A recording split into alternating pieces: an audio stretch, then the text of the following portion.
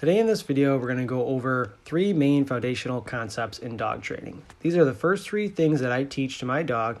Young puppies might be slightly different, even though these are definitely going to start, becoming part of the process. Older dogs, adult dogs, older puppies, this is definitely where you want to start. So people ask me all the time, where do I start? Well, you got to go back to the foundation. You can't have a well-trained dog without a good foundation, and that's the same for any concept in life. You can't build a house on a bad foundation. You can't be a healthy person without a good foundational, component to your health. What are those main staples that you rely on? So that's what we're going to go through today. Just some more examples. These are really the foundation for everything else. Like what we were saying, you can't have things like good obedience without engagement. You can't go for a walk or use leash guidance when your dog doesn't know what leash pressure is or how to respond. You can't get your dog to focus when it doesn't have things like impulse control, and things like a place command will definitely help with that. So let's talk about a couple things. The main concept we're really using here is shaping instead of luring, which really just means you don't have any commands. You're just building a behavior piece by piece, and you're just starting to make those associations. So you'll start to see in the video that the dog is looking at me, it's paying attention to me, it's following me. That's what engagement is. And so I'm going to start grabbing the place bed here just to add another wrinkle into this. So whether using the place bed or not, the focus is still on those 3 things, which is engagement and shaping, which just means that I'm marking piece by piece a behavior. I'm not using any words or anything like that. I'm just marking what I want. So the paying attention to me, looking at me in the eyes, following me is what I want. In this case here, I want the dog to go up onto the bed. So if you're starting to work a place command, the first step is just get them up onto there. Now this dog went up there very easily, but some dogs are very, very timid. And just literally one paw at a time is what you can shape to mark and reward. But ultimately, in order to do this, you need that engagement. So like I said, whether you're doing a place command or any command, you got to have that engagement first, which is just the dog is willing to look at you, it's willing to follow you. Leash pressure would be if it goes to the end of the leash, it feels some pressure, and then it releases to you, it yields to your pressure. So there, right there, a nice little sit there. But we just want to constantly mark and reward it, because ultimately a dog is an association machine, and we want things to be automatic. So when people say there's a well-trained dog, it really means that it's just automatic. It doesn't think about things. It just automatically does the things that you want. Dogs are very, very simple creatures, and once you have reinforced certain behaviors over and over again, they just become automatic to the dog, and that's what you want. And so the biggest thing is engagement again, is if the dog's willing to follow me, look at me, just engage with me, that's ultimately what you want, and what you want to be the default almost setting for the dog.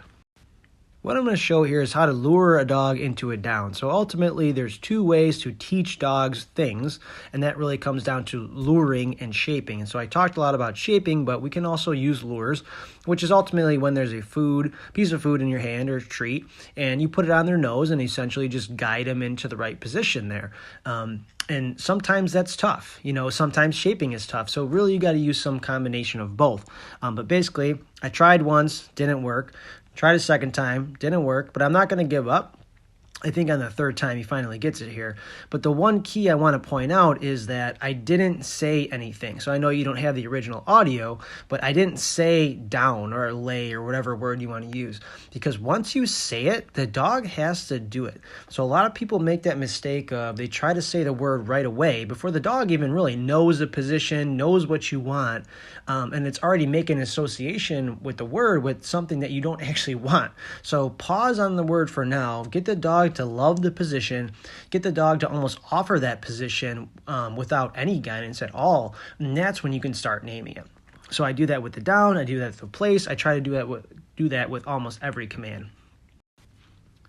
So now at this point, once your dog is comfortable with going up onto something or whatever command you're trying to teach. So place is nice because there's really not anything that's too complicated. Once the dog's comfortable with going up there, you can start using the word. And I try to show the owners that just for the scalability purposes, like, hey, this is kind of what you would do at the next step. But you could definitely easily spend a couple days just working going up onto there.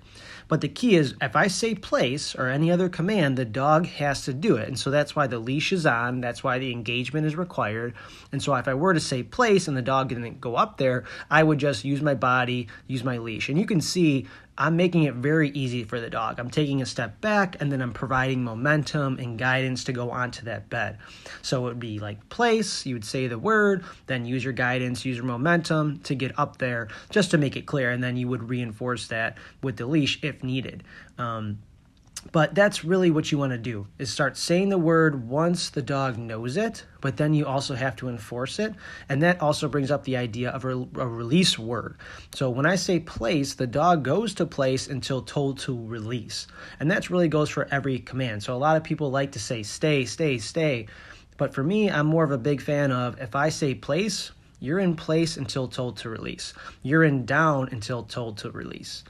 So we started out by just shaping the movement, the behavior, and then we started overlapping the name and providing guidance if needed. Now you can add some duration and some distance. And so whether that's distance going to the bed, or you can see I'm starting to take steps away. I was right next to the dog, which makes it much easier to stay there. What you can start doing is just start taking some steps back. And then you can see I dropped the leash here, go to get off. Okay, no, it's okay, get back on. But I want the dog to stay up there while I move farther and farther away, and then I'll come to the bed to give them that piece of food to show them, hey, okay, what you did was right. And you might have to take it slow. You can see I'm just taking some baby steps here because the dog didn't do what I wanted to last time. But eventually you should be able to walk out of the room and then come back and give that dog a piece of food or whatever that may be. One other thing I want to point out here is the leash. Look how it's loose. Look how it has that slack. When the dog is doing what it's supposed to do, the leash needs to be loose. When the dog is not in the right position, so let's say you're walking, trying to heel, or right, just like that example right there, it got off the bed, it wasn't supposed to get off the bed. So it became a taut leash, not a loose leash, until the dog got back on. And that provides crystal clear communication to the dog.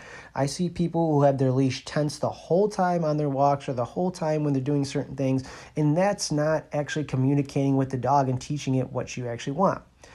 So right here's an example of impulse control. So this is a great distraction thing you can do, is just drop a piece of food when the dog is supposed to be on a place bed.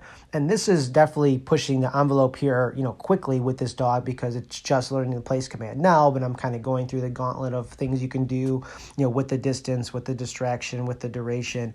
But this would definitely be the next level stuff where you drop a piece of food or you roll a ball across the floor and the dog needs to stay there until told to release. And so I drop that piece of food, and then once the dog is relaxed, the leash goes loose again, that's when I mark and reward. Like, hey, don't worry about that piece of food there.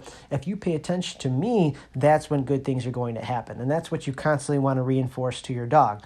Hey, when you pay attention to me, good things happen. And then I ultimately release the dog, it gets the piece of food, and that's how you work on impulse control.